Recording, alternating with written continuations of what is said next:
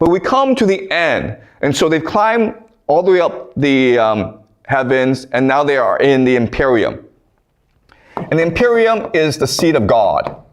And it's surrounded by angels and light, okay? And what's going to happen, and this is like really strange, is that, first of all, Beatrice will go away. She'll become an angel again. And then Bernard will be Dante's guide in the Empyrean. What is Dante's role in the Empyrean? Dante's role is to meet God. Why does Dante want to meet God?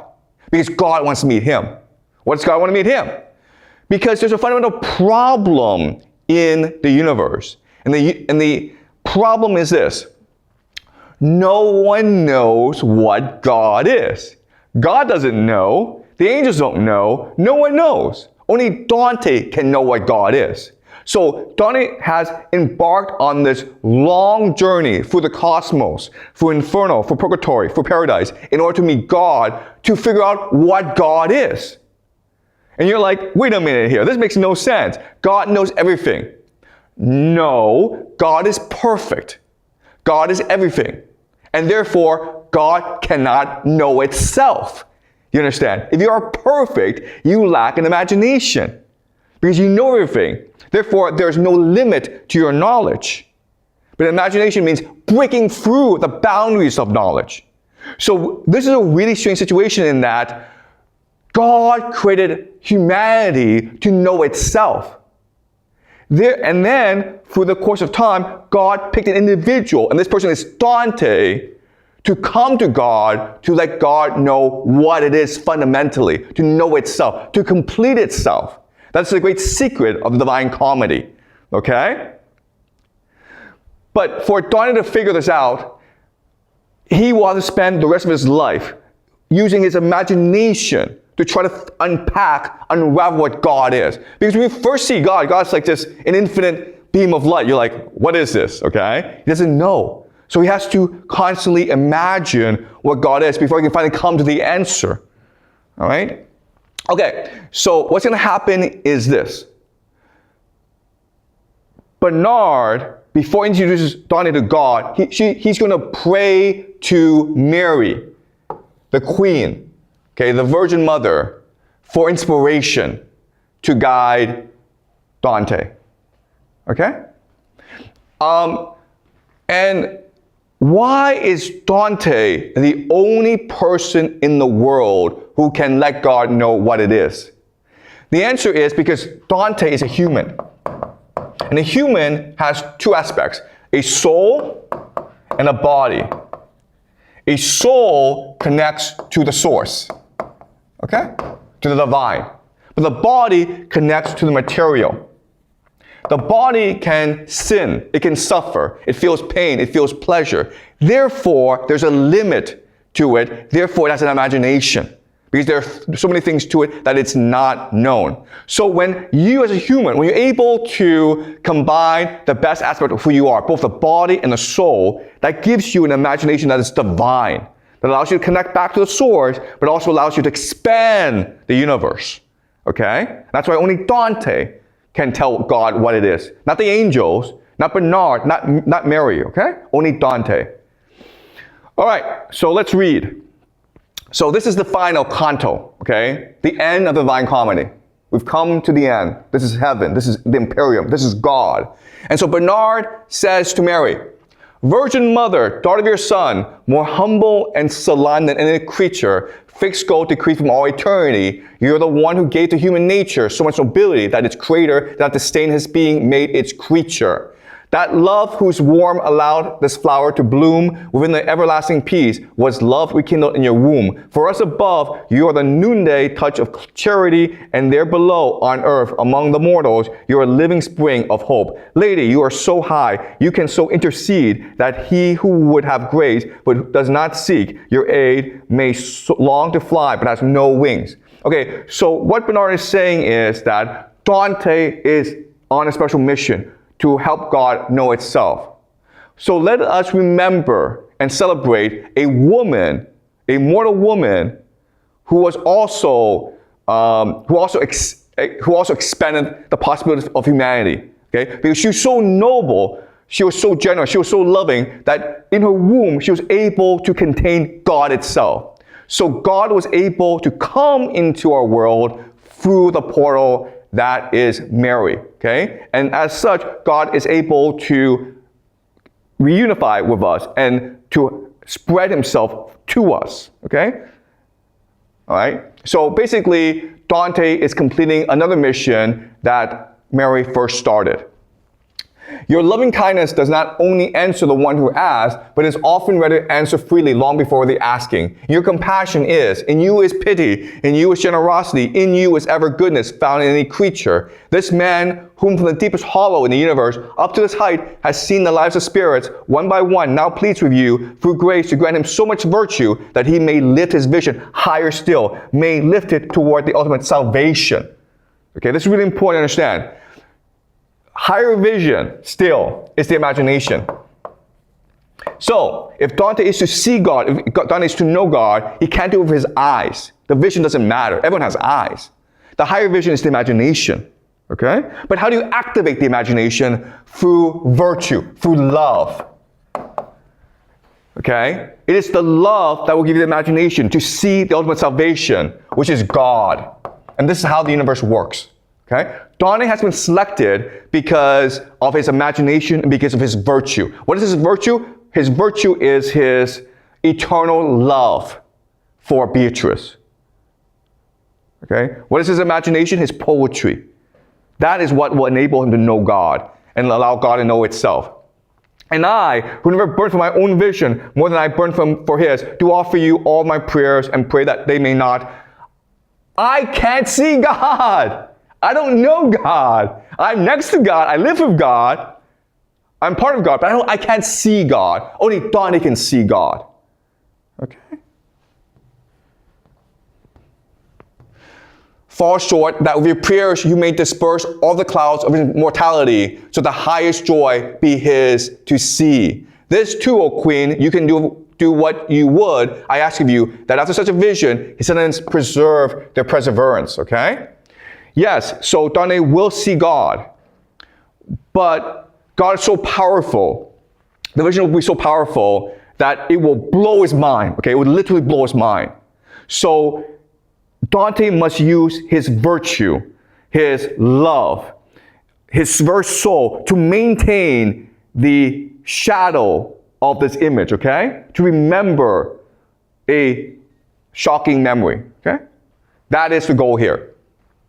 May your protection curb his mortal passions. See Beatrice, how many saints with her, they join my prayers, they clasp their hands to you, okay? His mortal passions is basically fear and the ego. To truly understand God, you must abandon your mortal passions, your ego and your fear. You must be completely virtuous. You must be complete imagination. You must be complete love. The eyes that are revered and loved by God, now fixed upon the supplicant, showed us how welcome such devotions are to her. Then her eyes turned to the eternal light. There, do not think that any creature's eyes can find its way as clearly as her sight. And not I, who now is nearing him, who is the end of all desires, as I ought, lift my longing to its ardent limit. Bruno was signaling, he smiled to me to turn my eyes on high, but I already was doing what he wanted me to do because my sight, becoming pure, was able to penetrate the ray of light more deeply. God is pure light, okay? That light sublime, which in itself is true. From that point on, what I could see was greater than speech can show. At such a sight, it fails, and memory fails when faced with such excess. As one who sees within a dream, and later, the passion that had been imprinted stays, but nothing of the rest returns to mind. Okay, so he's now looking at God, and his mind is blown away. His mind, his brain cannot comprehend what he's seeing. Okay? It's like a dream where you dream something, and you can't remember anything but the impression, the feeling of that dream. Okay? All he remembers is being awestruck by it. Such am I, for my vision almost fades completely, yet it still distills within my heart the sweetness that was born of it. So is the snow beneath the sun unsealed, and so on the light leaves beneath the wind, the oracles the Sibyl once wrote were lost. O highest light, you, raised so far above the minds of mortals, to my memory give back something of your epiphany. Okay, so it's almost like the metaphor you use is, I'm just a flake of snow, and now I'm before the sun, so I just burst, okay? There's nothing left. Okay? There is a light, okay? So now what's happening is this. He's saying, 20 years ago, I had this vision. 20 years later, I'm alone at home, and I've been trying for the past 20 years to remember what I saw, to use my imagination, to reconstruct what I saw, okay? So we've now moved forward in time. We are now 20 years ahead, okay? We're 20 years ahead, and now he's in his room somewhere in Italy trying to remember what he saw. And make my tongue so powerful that I may leave to people of the future one gleam of the glory that is yours, for by returning somewhat to my memory and echoing a while within these lines, your victory will be more understood. So Dante's mission is not just to understand God, to help God know itself. Dante's mission is actually to report to us what he saw, okay? To reveal to humanity the true nature of God, so that we may know ourselves and be better humans. The living way that I endured was so acute that I believe I should have gone astray had my eyes turned away from it. I can recall that I, because of this, was bold in sustaining it until my vision reached infinite goodness. Oh, grace abounding, through which I presume to set my eyes on the eternal light, so long I spent all my sight on it. In its profundity I saw, ingathered and bound by love into one single volume, what in the universe seems separate, scattered, substance, accents, and dispositions as if conjoined in such a way that what I tell is only rudimentary. So when he saw God, he saw the totality of the universe.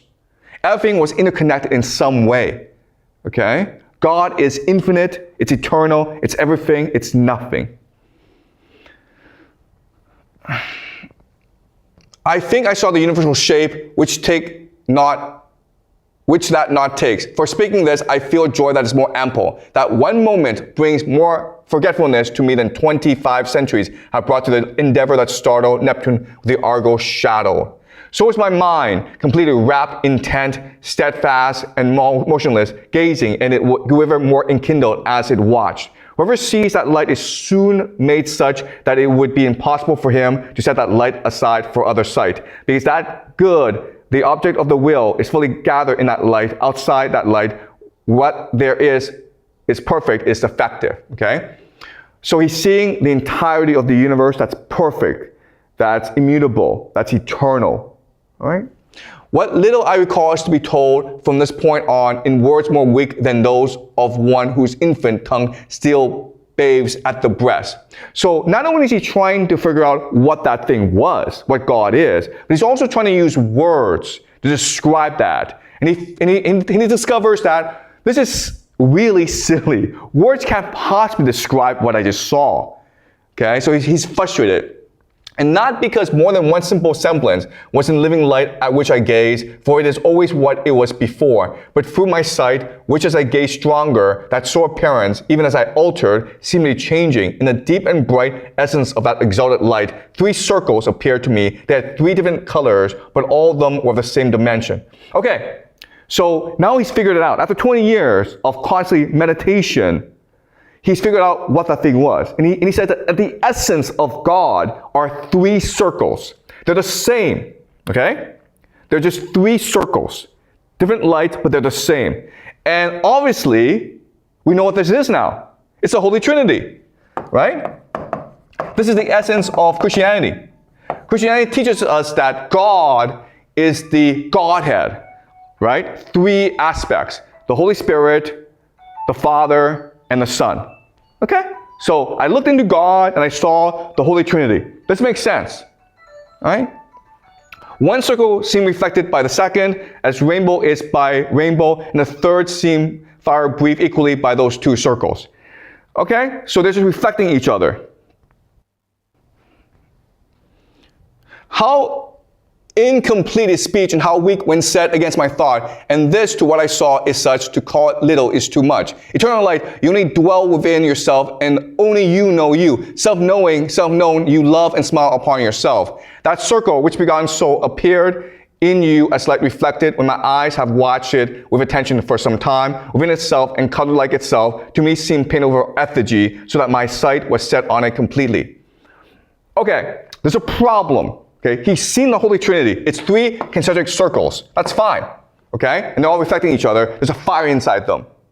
But there's a problem with all this. He said, like, the longer I look, the more I concentrate, I discover there's a problem in the Holy Trinity, which is like, we're in the stupid thing.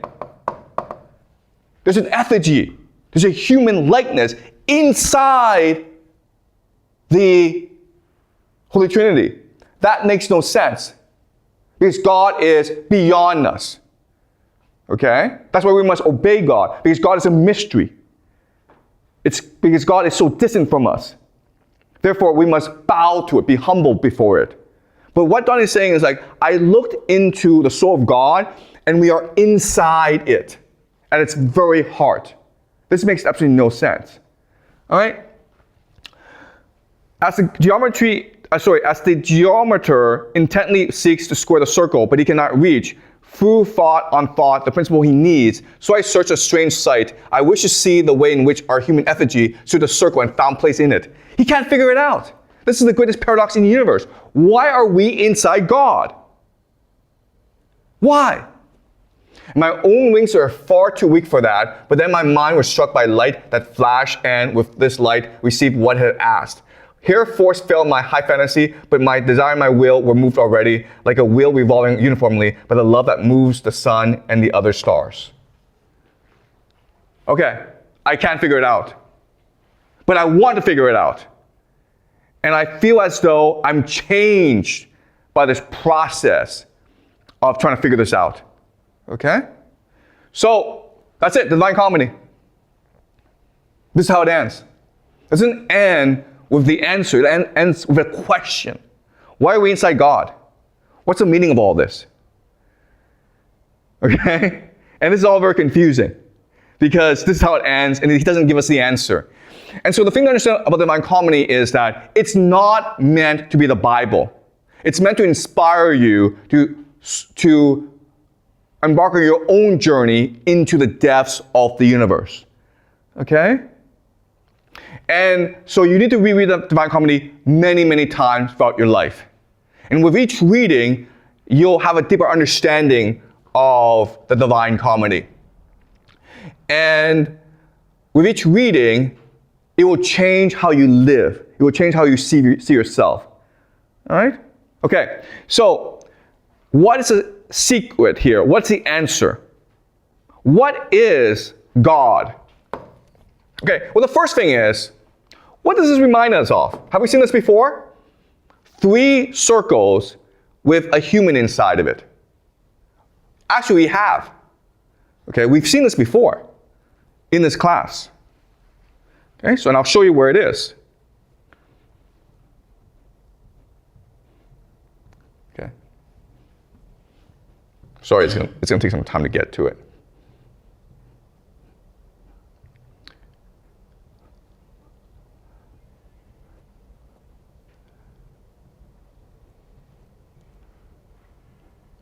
But here it is. This is God. Right?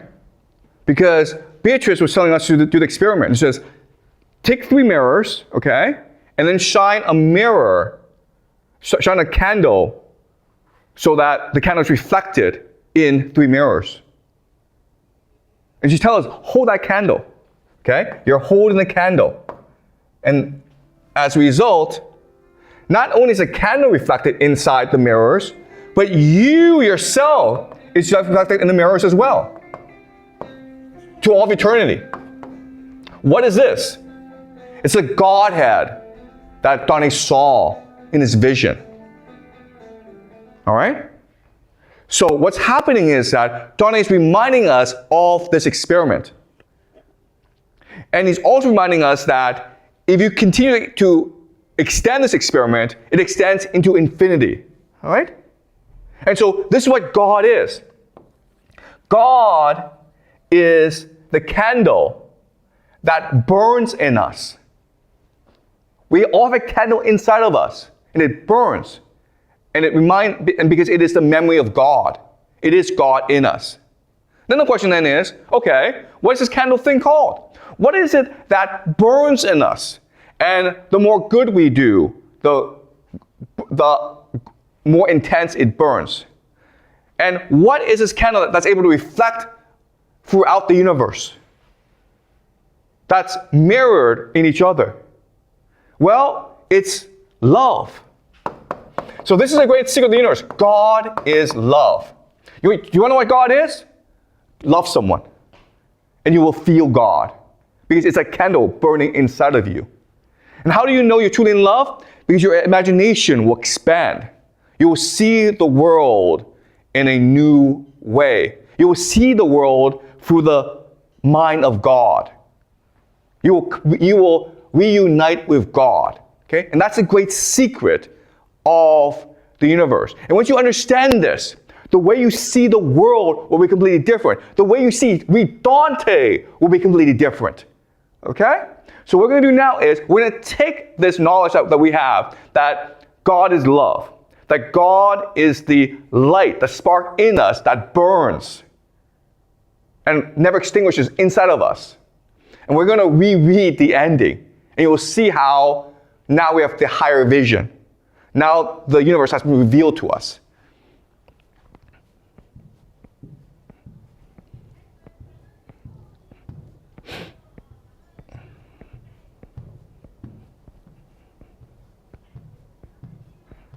Okay.